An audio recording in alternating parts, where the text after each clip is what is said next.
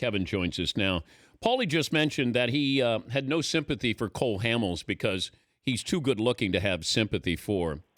Is that fair? Yeah, 100% is fair. He's rich also. So, Paulie, throw in the salary and the looks and the height, and he's probably wonderful in the shower. So, all that, you're right. The sympathy, you don't feel it. Well, you always talk about best and worst bodies, and you've played with a few of those guys. What about better bodies? Because you talked about Schilling had a bad body, right? Yeah. Schilling did not look. It was not easy on the eyes in the shower, Dan. We've talked about many times in the show. As far as good bodies, Gabe Kapler is a wonderful body in the shower, who's now the head of the Dodgers minor league farm system. So he was a wonderful man in the shower. Let me go down team to team. How about that? We'll start with the Florida Marlins back in the day. Derek Lee, 6'5", gorgeous man in the shower. First baseman, high ceiling, 21-year-old. We traded for Kevin Brown. I was the Crash Davis that played behind him. We'll move on to the Boston Red Sox. We went with Gabe Kapler. We'll stay there. Baltimore Orioles, tough one here, but I'm going to have to go with Jay Gibbons and Brian Roberts. Okay. Both of those young men had the obliques. Jay Gibbons with the big arms. Brian Roberts stopped growing when he was in 5th grade, but good-looking young man in the shower. Toronto Blue Jays. This is a tough one. If I was to say something off the top of my head, Scotty Rowland, a young man out of Bloomington, Indiana. I would say 6'4". Country strong. Yeah, country strong. Country strong, ran Tommy Amansky type home run trot around the bases. No showboating whatsoever, but he was very strong and very, very nice quads. He had like the Trevor Hoffman quads in the shower. Now, these are all the teams you played for, right? That would be it. Yeah. Yes, 4 of them. Only I got 4. Released by the Cubs. But if we can go to the Cubs, if you want to go to the Cubs for spring training, I did shower with 6 weeks worth of guys there at the Cubs. And I would have to move Ramos Ramirez. No, Derek Lee was on that team. We'll go with somebody else other than Derek. Let me just take a quick jaunder around. Ryan Dempster's not too shabby for a Canadian kid that took a ferry to play catch back in the day and got drafted second round with the Texas Rangers. So I'll go with Ryan Dempster, who's once again nice quads. All right. Well, there you go. All right, Kevin. Well, thanks for joining us. That's all we wanted to talk about. Hey, real quick, Danny, how are you, honest to God, if you and I were teammates and I was doing a radio show about Dan Patrick in the shower, are you average, below average, or above average? I've been called a 5-tool player. Really? Yeah. Okay, so you're going on the record saying you're above average then. Yeah, they call me the Swiss Army knife. I didn't have a toolbox, so that was me. All right, what do you make of the results yesterday? With Toronto rolling all over Texas, what does that mean? And the Indians with their 4th starter beating the Red Sox #1 starter. Yeah, let's start with the Blue Jays and Rangers. Boy, they come out. This is the one sport I will tell you, you get penalized when you are the #1 seed because this is a sport about every single day we go out there. It's timing. That's defensively, turning double plays. That's offensively hitting, obviously, 95-mile-an-hour fastballs. You can take as much batting practice as you want. The Rangers had a 5-day layoff, 4 or 5-day layoff, and you saw a team, the Blue Jays, they've been just playing baseball. They've been playing baseball. The Rangers were a tick-off, and you can even say more than a tick-off. Both sides of the ball, offensively and defensively, and the Blue Jays came in there and boat raced them. That's that. So I don't know how you cure that because it just seems like the seeds. In football, you can heal. You want the time off. In basketball, you can heal. In baseball, it just doesn't look like they come out hot and fresh and tight. So they got beat up pretty good. Red Sox, Indians, listen, first inning, Porcello looked wonderful. Bauer looked like he was going to give up 3 to 4 runs. Got out of it with only giving up 1 with a great tag, at home plate.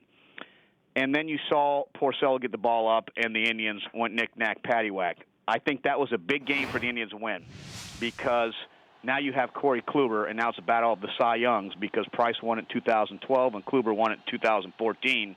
You're going to look at a good game, and both of them had 228 strikeouts and 227 strikeouts. So you're going to look at a game with some strikeouts. The only thing with Kluber is we don't know about that quad.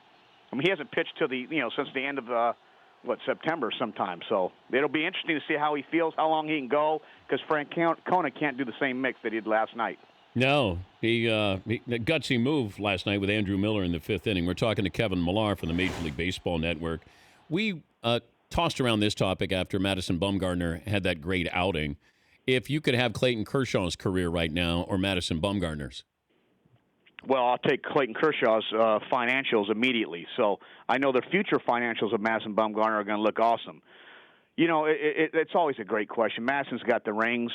You play this game to win World Series championships because you're going to make money, and Madison's making money in this game. So right now, you're taking Mad Bum's career.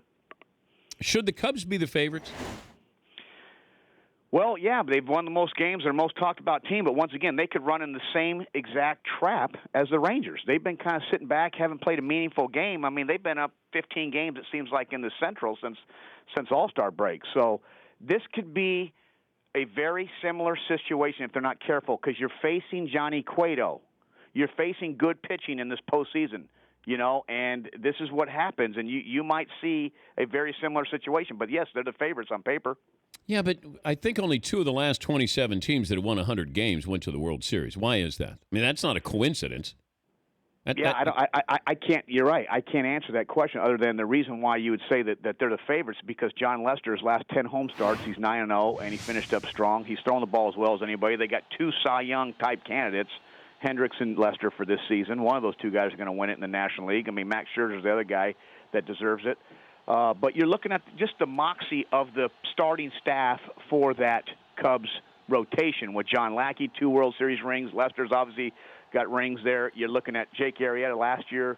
This guy's still good. We've kind of forgotten about him. A year ago, last year, we're like, he was the greatest pitcher on earth. Yeah. So he's your 3-starter. That's why they're the favorite. They still have young at-bats in that lineup, Dan, and we'll see what happens. More important to their franchises, we had this topic. Big Papi or Derek Jeter?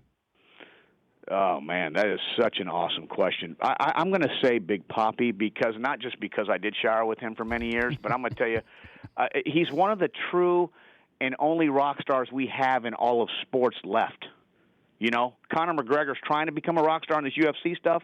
You look at Big Papi, and I've said this before, he can roll in a pink Lamborghini Countach with both doors open, poppy and diamonds on the license plate, $1.5 million worth of jewelry, and this big smile, and he thinks he's a rapper because he's watching, MTV that night, and you can go, wow, that's Papi. If Dan Patrick did that, I'd be like, wow, douche, So he's just one of the few guys, I'm telling you, Danny, that is just, he's able to be this icon. And Derek Jeter, when number 2 jogged out to shortstop and you were at Yankee Stadium, you knew you were in trouble.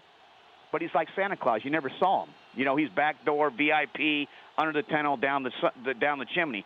Papi's coming in the front door, and I think that's what separates those two. It's always great to talk to you, Kev.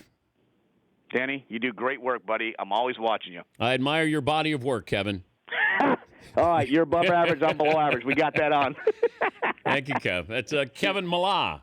The Dan Patrick Show, weekday mornings on Audience.